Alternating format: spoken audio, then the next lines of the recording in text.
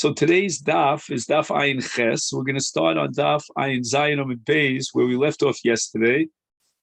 Omar Rabbi Yochanan. So that's 2 lines before the end of daf Ayin Zayin Amid Beis.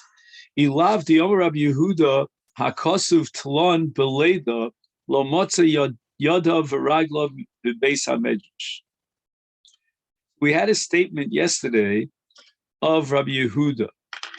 And Rabbi Yehuda had paskined that with regard to Mitzri, the Torah prohibits not only the male members of Mitzrayim, but also the female members. And this was a derivation of Rabbi Yehuda. And if not for Rabbi Yehuda's final ruling, says Rabbi Yochanan, we would not know how to get our feet and our hands out of the Beis Medrash. In other words, we wouldn't be able to understand his shita in another context, meaning there's another shita of Rabbi Yehuda, which we're about to see right now, and that shita Rabbi Yehuda could only be reconciled with Rabbi Yehuda, meaning make it into a consistent Rabbi Yehuda, if we understand that Mitzri includes not only the Zcharim, but also the Nekevos. And what is that other position of Rabbi Yehuda? Kevan Diomar Mar, Rabbi Yehuda himself says, and this is a sugi in Kedushin on Daf Ayin Gimel, Kahal Gerim Ikri Kal, that Gerim are included in Kahal. That means any person who is categorically excluded from Kahal cannot marry a ger, or the other way around, the ger or a gioris cannot marry that person who's excluded from kol, which means that Rabbi Yehuda would prohibit a Jewish, let's say, mamzeres, from marrying a non-Jewish convert, because gerim, kahal gerim ikri kal, they're also included under kal. Now, how does this kick into the question of Mitzri? We have a Mitzri Rishon and a Mitzri Sheni, both of whom are excluded from Kol. And we turn now to Daf Ayin Ches, Mitzri Sheni b'mai yitar. What are we going to do with a Mitzri Sheni? How can we ever get a situation in which the Torah would allow a Mitzri, which means Dar Shlishi, to enter into the Kahal? Who is this Mitzri going to marry? He's caught in an impossible position. And why is that? Because we just established that Giores is included in Kal, according to Rabbi Yehuda. So, Mimanavshach, who can this Mitzri Sheni marry? He really has no one to marry. He cannot marry a Giores because he's excluded from Kal. And Kahal Gerim Ikri Kal.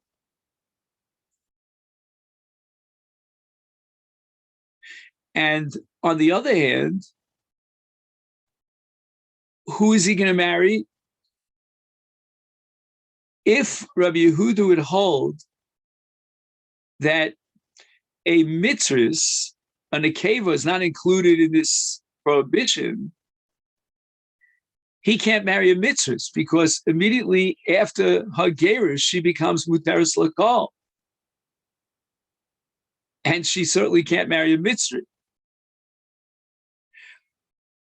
So since Rabbi Yehuda holds that nashim mitzios are included in the Isur,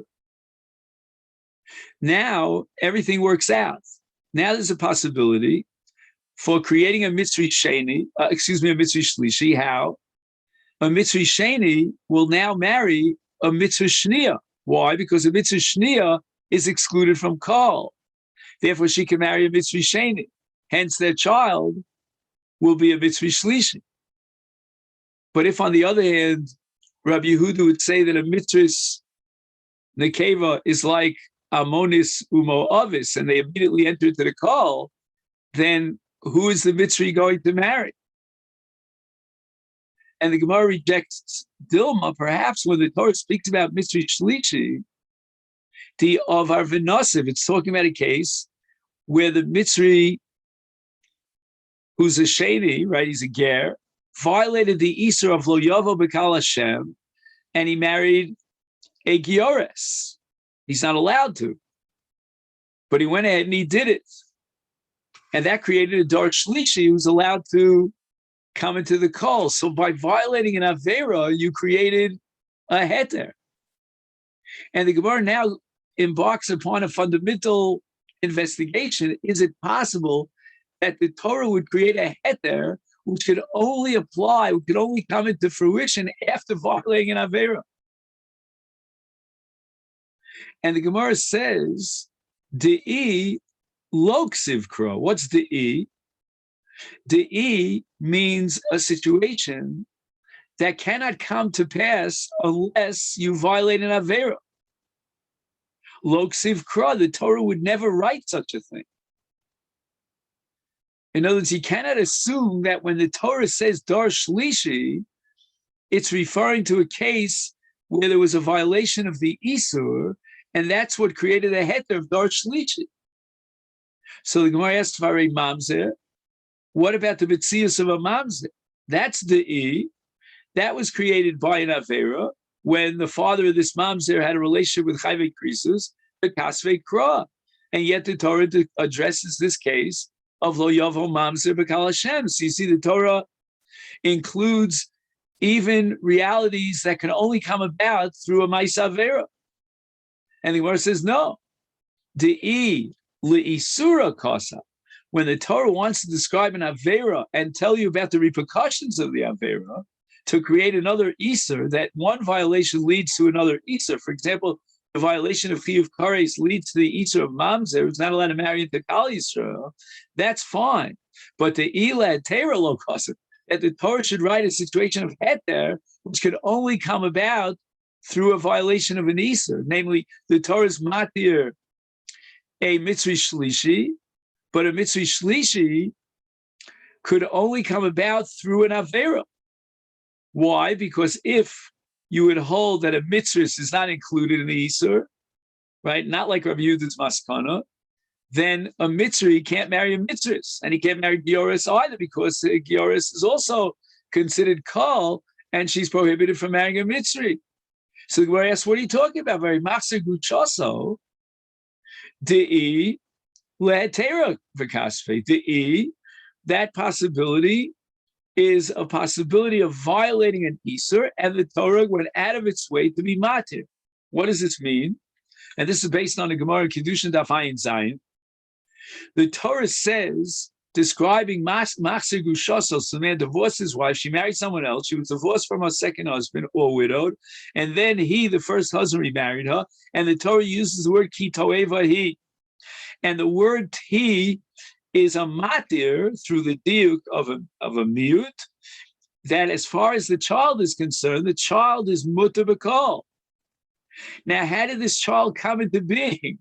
It was a result of a bia avera of machzer grushaso, and yet the Torah says toeva he, that this action is a toeva, but the vlad, the children born from that, are mutar lavo b'kol. So you see that the Torah does address cases where the violation of an Avera leads to a heter.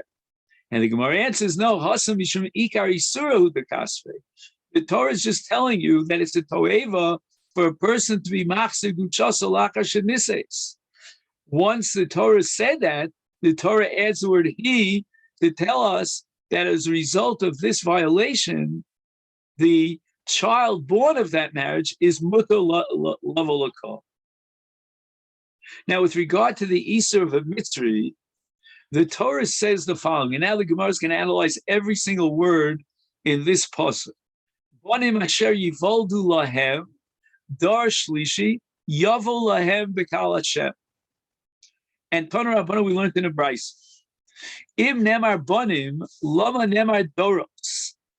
If you read the pasuk carefully, it could have said, Ben Shlishi Yavo Lahem Kahal Bekal Hashem. It didn't have to say Dar Shlishi. So the Torah opens up with the word banim, and then it goes over to dar shlishi. You could have said banim as a third generation by simply saying ben shlishi. Ben shlishi would have accomplished the entire goal. I would not need both banim and dar shlishi. And the Brisa answers, and this is still part of the kasha. Nemar doros. Once the Torah feels it has to mention dar shlishi, then lama nemar banim. Why does it have to say banim? So we have two words here in the pasuk, and we want to know why we need both of them. And the answer of the Brisa is the following: Im nemar banim.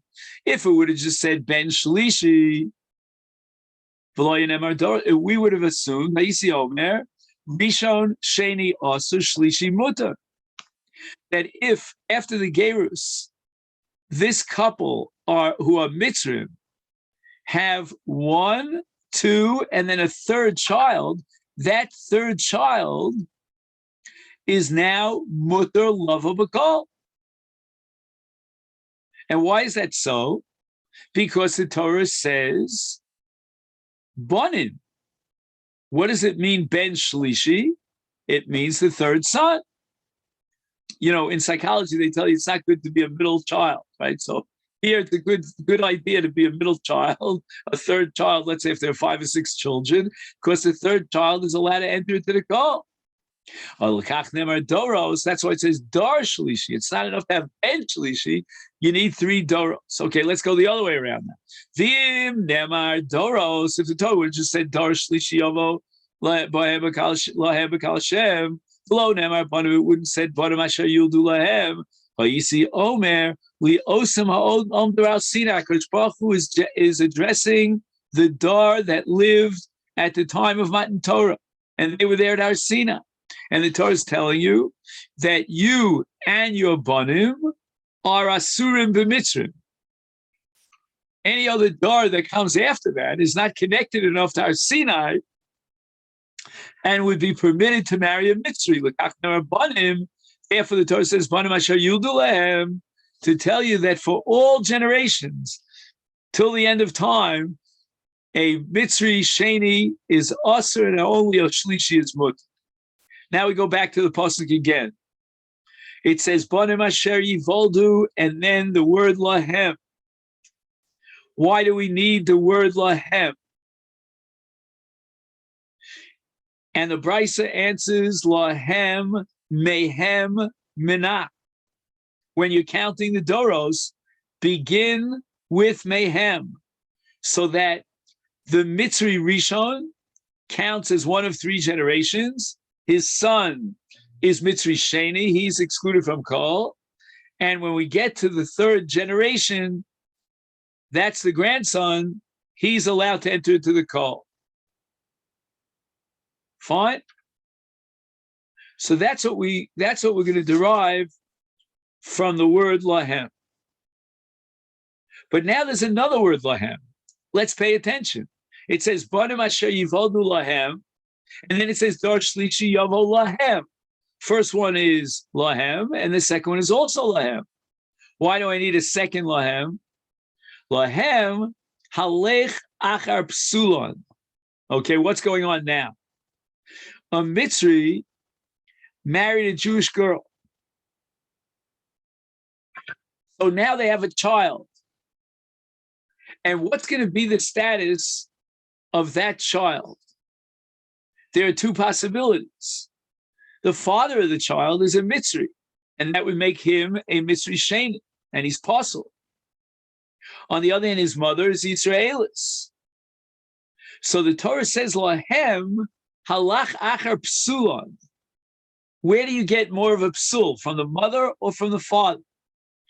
So in this case, that a Mitzri married a Yisraelis, or for that matter, we could flip it around and Yisrael married a Mitzris.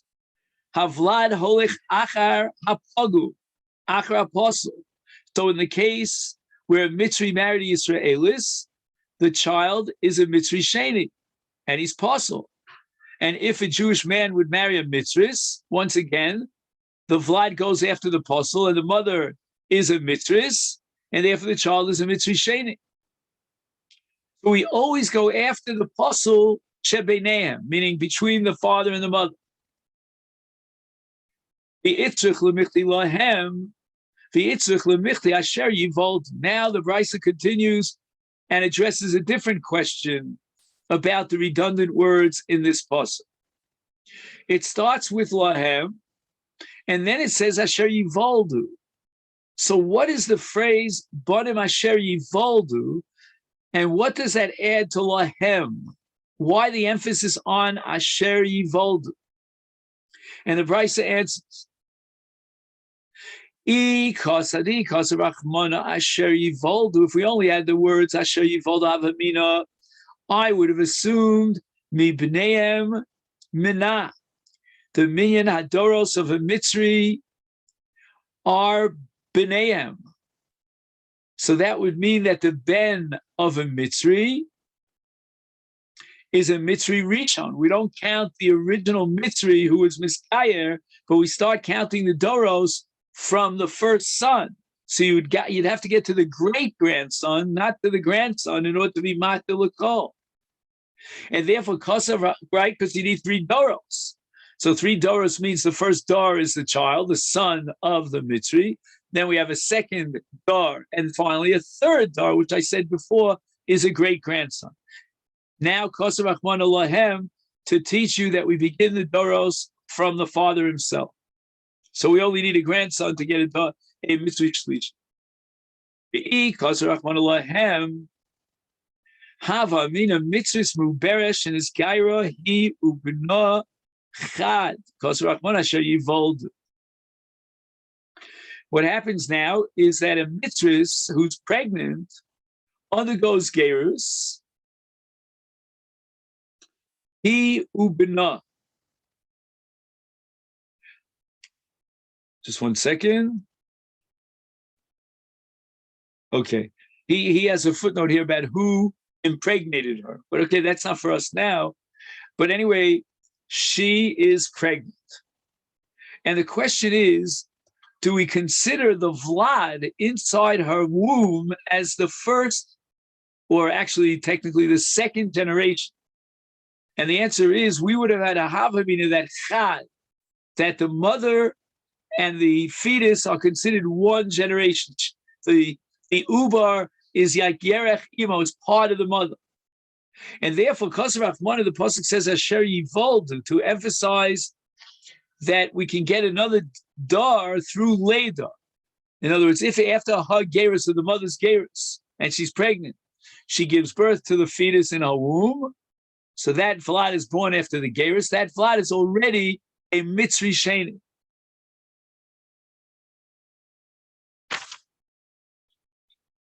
Now we go on to another question, which involves comparing this parsha that we just studied in depth of Mitzri Sheni with the parsha of Mamzer.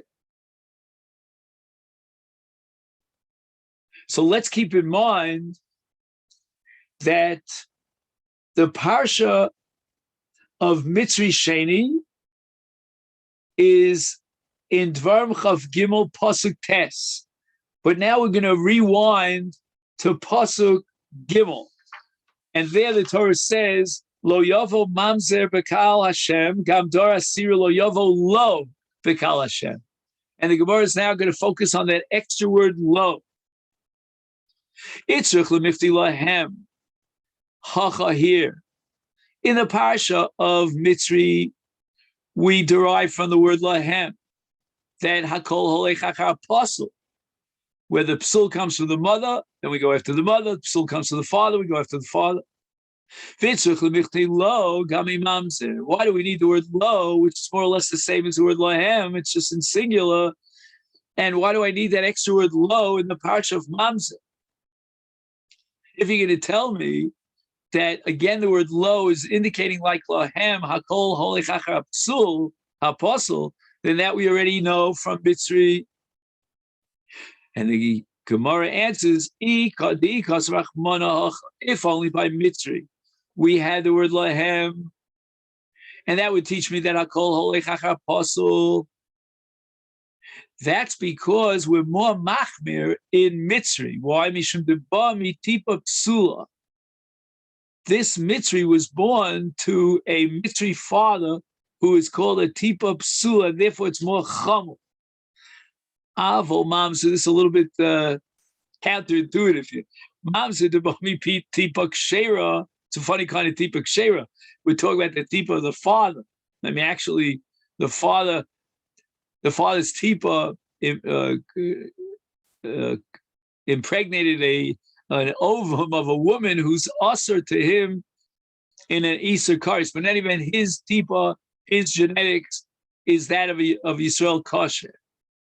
Emolo. Maybe we wouldn't go as far as to say that Akol Holechacha apostle. So therefore, we need the word lo to teach me that even in the case of mamzer, which is a product of a tipa kshera, nevertheless Akol Holechacha apostle.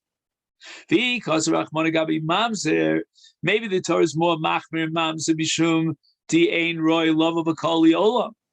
A mamzer can never enter into the Jewish nation. An olam. Aval with regard to Mitzri, where the Torah is not so machmir. And after we get to Dar Shlishi, we have a heter love of a kol. Emalo, maybe we wouldn't say Akol Holechach apostle, and therefore Tricha. Omar Rabba Barbrachanam Rabbi Yochanan Mitzri Cheni Chenasa Mitzris Richona. So what do we do in this case? If the child is born to a father who's a Mitzri Sheni, to a mother who's a Mitzris Rishona, do we consider him a Mitzri Sheni and he's possible to call? Or do we go basa the father and that makes him into a Shlishi? Says Rabbi Yochanan, B'na Shlishi Havi. Al-Makasavar basa Didei Shadinale. Didei means him, and he is a Mitzri Sheni. He's the father of this child. The child, therefore, since he relates to his father, is now a Mitzri Shlishi. And this proves that Rabbi Yochanan holds that Basar Didei, that everything depends on the father. If we would have depended on the mother, then it would be a Mitzri Sheni and not a Mitzri Shlishi. Now, this seems to contradict what we learned earlier from the word lahem, that Akol Holechacha apostle. And here, if we go after the mother, who's a Mitzri Shnia, he's a Mitzri Rishona, then the child would be apostle. So why don't we apply the principle that we derive from the word lahem? So Tosas answers, and many other Rishonim, that which we derive from lahem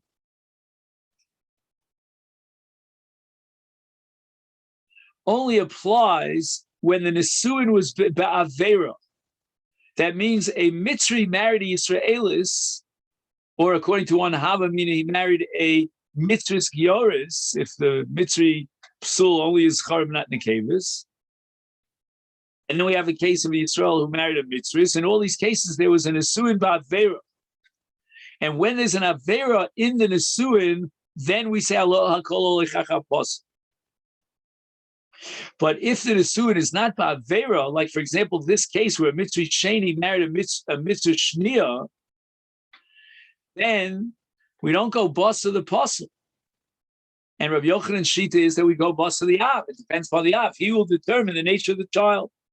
And in this case, the child is considered a Mitzri Shlishi because a Mitzri Sheni was allowed to marry a Mitzri Rishona. Masir Rabbi Yosef, I'm going to ask you a kash on Rabbi Yochanan from a Mishnah in Kiddushin. Rabbi Tarfon Omer, very, very famous Mishnah. Yecholim mamzerim litoyer. There's a way that a mamzer could be metayer his zera, his offspring, who normally would be psulin, because mamzeris goes liolam. How could he be machshir his offspring lokal? He himself could never come into the call. He's a mamzer. But somehow, he can guarantee that his offspring would come into the call. How? Ketzad. So, we don't have slavery today in many Western countries. I think pretty much all Western countries. But there are still countries on the face of the earth that actually have slavery. I'm not sure about Saudi Arabia today, what the law is, but back in the day. So what you could do with this mamzer is ship him off to a country, or maybe put him into a what's it called, a consul, an embassy, right? Put him into an embassy of an African country where they have slavery, and let him acquire ownership over a slave, a female slave, and she would have the status of a shivcha knanis. Is mamzer shenosa shivcha havlad evet.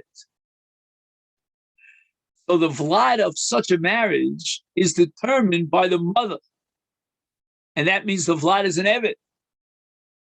And therefore, shichuro, if the adon gives a get shichur to both the mother and the son, then the evet, the son, becomes a ben chored. He's like a ger.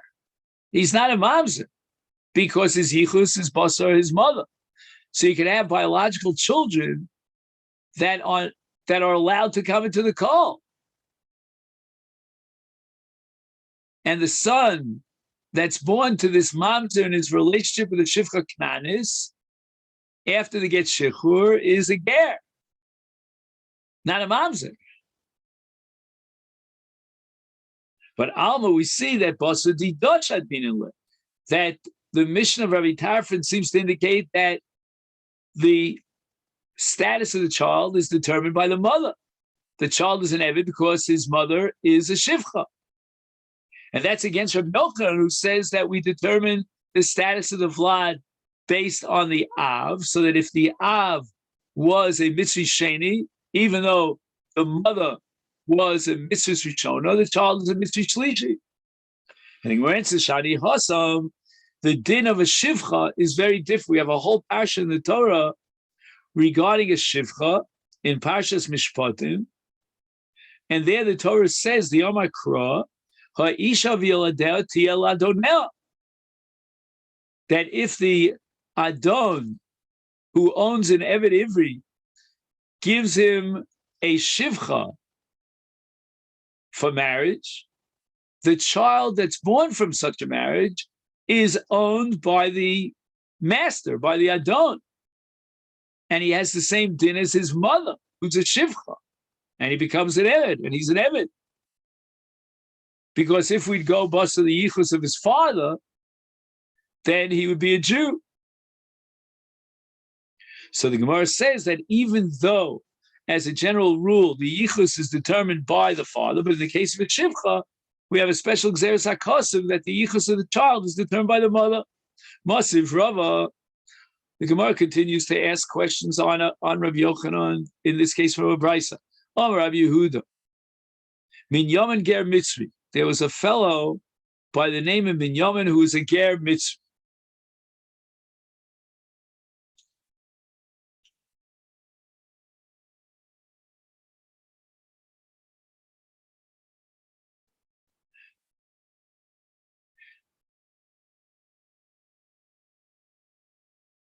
Hoyali Chaver.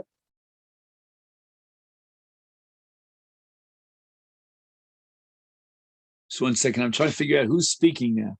Hoyali Chaver.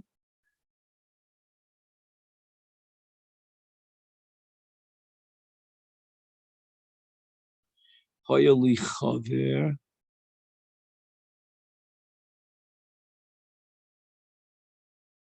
Okay, if I'm not mistaken, I think it's Minyamin who's speaking. And Rabbi Yehuda is quoting a statement from Minyamin.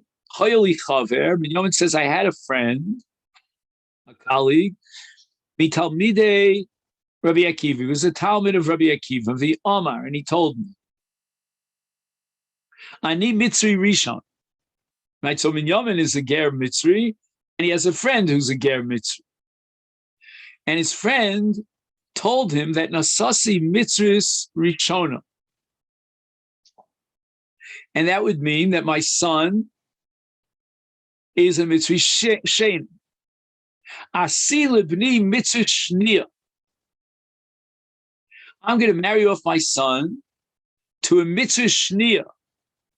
Kadeshia ben Bini, my grandson, who's a shlishi, roy level akol. The Isal Kedaitach Basri di Deisha Dinale. Why was it necessary for this Talmud of Rabbi Akiva to marry a mitzvah shnia? Is afilu rishona nami? He could have even married a mitzvah rishona, but he's a mitzvah sheni, right? He's marrying off his son, who's a mitzvah sheni.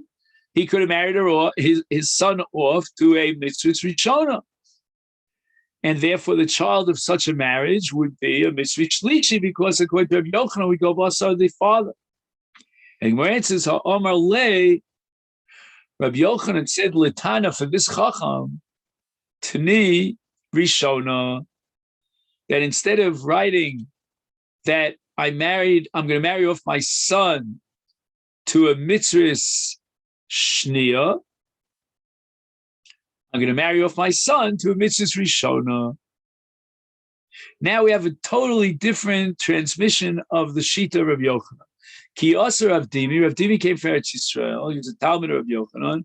Omar, he said in the name of Rabbi Yochanan, mitzvah sheni, shenasa mitzvah rishona, is bina sheni havi. Alma basar ime shadina, which is the opposite of what we saw before. According to this transmission of Rav Dimi, Rabbi Yochanan holds that the determination is made by the mother. And since the mother in this case is a mitzvah rishona, the child is therefore mitzvah sheni. And we don't determine the status of the child by the father. So now the Gemara raises an objection on Rabbi Yochanan. Now this objection is based on a premise. Let's mention the premise. Why is it that in this second Lishna of Rabbi Yochanan, brought down by Rav Dimi, the assumption that we go basa the mother apparently is based on the fact that the child and the mother have a very special relationship. They're considered like guf echad. This is called, in the Gemara's language, all over the show, ubar yerech imo. The uber is like one of the organs of his mother's body. Amalei Abaye, I'm going to prove to you, Rav Dimi, that Rabbi Yochanan holds that uber lav yerech imo. And for this, we have to learn a little bit of Kodshim. And Abai is asking Rav Dimi, how could you say that Rabbi Yochanan holds that holchem achara aim, which means that the ubar is just another aver, a yerech imo? Ha'amar Rabbi Yochanan hifrich chatos meuberes v'yolda. He was mafresh a behema that was pregnant as a karban chatos, and now the mother gave birth. And Rabbi Yochanan says, Rotzam is kaper ba, Rotzam is kaper b'vloda. He can fulfill his chovas kapara, and he has two options. Which behema he will bring as a karban chatos? Will he bring it the mother or the vlad? And both are valid options. He can achieve his kapara that he's chayavin from either the mother or the vlad. Frekt Abaye, I can only understand this statement of Rabbi Yochanan if I hold uber lav yerech imo.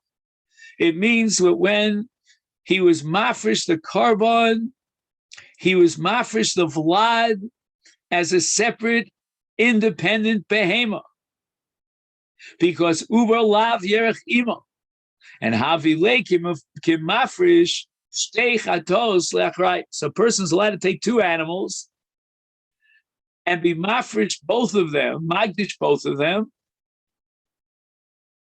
and that's called mafresh shtei chatos lachrayis, which means the following: I'm designating these two animals, and one of them I'm going to bring as a kapara. In the event that I can't bring that one as a kapara, I have another behema in the bullpen, and I can bring that one as a kapara. Now, usually we have a principle in Shas called Vlad Chatos Lemisa Azla. The Vlad that's born to a Chatos has to die. But that's a case where at the time of the Afrasha, the mother was Reikonis. She didn't have any fetus in her body.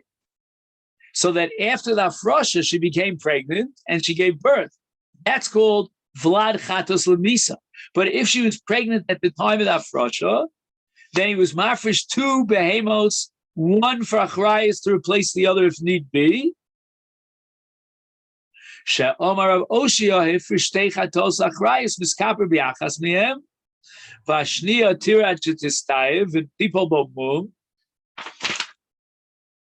And then it's a psulei hamukdashim, and it's you can shecht it, and you take the money and you give it to Kates HaMizbeach.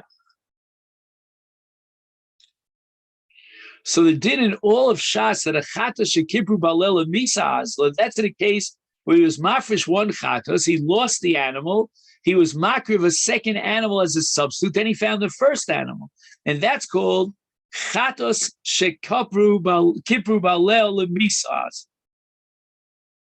But in a case where he was mafresh 2 behemos, then both have kodshim, they both have the status of chatos, and he'll bring one, and the other will be tira ad shetistai. If you're going to consider the uber as part of its mother, so he was not mafresh 2 behemos because the uber is not a separate independent entity of behemoth theatzma, but rather it's part of the mother. If that be the case, then havi le vlad chatos, uvlad chatos lemisa azla. Now we have a case of a chatos that after you were mafresh the behem as a chatos, later on it gave birth, and the halacha is that a vlad chatos is lemisa. It's one of the 5 categories of chatos shemesos, which is halacha l'moshe misina. Ishtik, Rav Dimi didn't know how to answer this question. Amalei, Abai said to Rav Dimi, even though it was Abai himself who asked the question, am I right? I'm going to give you an answer. Dilma, I'm going to make the following distinction. Shiny Hasim in the case of Mitzri, even though I'm going to tell you that Ubar lav Yerachimos, we saw from Rabbi Yochanan's statement in the Chatos Muberes. And really, strictly according to the din, it should all depend upon the mother. Why? Because, I'm sorry, we're holding now that Ubar lav Yerachimos. So it should not depend upon the mother. Why do we make it depend on the mother in the case of a Mitzri? Tichsiv, it says in the Pasha Mitzri, Barnu Asher Yivoldu Lahem, HaKosiv Tlo Beleda. The Torah is saying that everything as far as the Richuk Adoros is concerned depends upon the mother who gave birth to the next generation. And therefore, B'Mitzri Holchim Achra Eim, even though Rabbi Yochanan holds that Ubar Lav Yerach Imahu. Amalei Rav Dimi says to Abai Kakafna. That's a way of giving cover to Abai. It's as if he has a great head. Chazise l'reishach. I saw what's in your head. Now here, the Rishonim say that what does it mean? I saw what's in your head. I saw what's in your head. You heard Beni Amudu when you sat between the pillars of the Beis HaMedrash of Rabbi Yochanan. And what did you hear when you sat in between the pillars in the drush of Rabbi Yochanan? Ki Omer Rabbi Yochanan la'ashmaitita, when Rabbi Yochanan said this din that holchem b'mitzri achar ha'em, he himself explained it as Asher Yivoldu. So really, you're not coming up with a brand new chiddush. It's what you heard from your Rebbe. The Gemara is the following kasha taima. The reason why we go after the aim is the chsiv Asher Yivoldu. That's the exception to the rule Habi Alma. In general, the determination of the status of the child would be the father, and we don't apply the principle of Uber Yerech Imo. So that Mitzri is a special case because of the Xeris HaKos Asher Yivoldu. Ella, but this is difficult. Ha Diyamar Rava. Nachris Muberich and Isgaira. So you have a goyeta who is pregnant, and she was toveles l'shem gerus, b'no ein tzarich tvila. There's no need for the child, for the Vlad to undergo gerus, because also lo tvilas ima. And isn't that based on the principle of ubar yerech imo? Amai ein tzarich tvila. If you can hold ubar lav yerech imo, then the ubar is a separate entity and it needs its own tefillah for gerus. We must be holding, Rava must be holding that ubar yerech imo. And the exception to this, 1 second.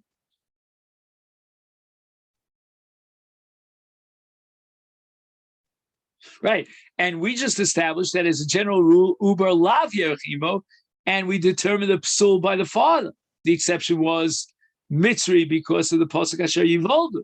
But I'm going to prove to you that ubar yerech imo, and if the tefillah of the mother generates gerus for the child, maybe you're going to tell me einochinami ubar lav yerech imo. But nevertheless, the baby, the fetus in its mother's body, went into the mikvah. Mishum de Rabbi Yitzchak. You'll tell me the water of the mikvah had no contact with the fetus, and the mother's body is now a chatzitza, separating the mayim from the body of the fetus. The Omer Rabbi Yitzchak Dvar Torah, which means halacha l'moshe Sinai, if there's a chiyuv of tefillah and there's a chatzitza between the person and the mayim, it all depends. Rubo, if most of the body is covered, and therefore the chatzitza covers rubo, most of the body, that's condition number one. And condition number two is umakbid olav. He wants to get rid of this stuff that's covering his body. So let's say, for example, you were full of lichluch, and most of your body was covered by lichluch, and you want to get rid of that lichluch. It's chotzetz. Therefore, if you jump into the mikveh without getting rid of the lichluch, that's a separation between the mayim and your body. Rubo she'eno makro, but if most of his body is covered, but he's not makvid on it, eno chotzetz. It's considered like a part of his goof. It's not a chatzitza. So here too, obviously the Vlad is very happy that it's living and surviving in its mother's womb. So it doesn't seem that it doesn't view the mother's body as something he's makvid. Let me get rid of the mother's body. Therefore, it would not be a chatzitza. And the mother's body doesn't separate between the mayim of the mikvah and the Vlad. And therefore, the tefillah is chal on the Vlad, even though ubar lav yerech imo.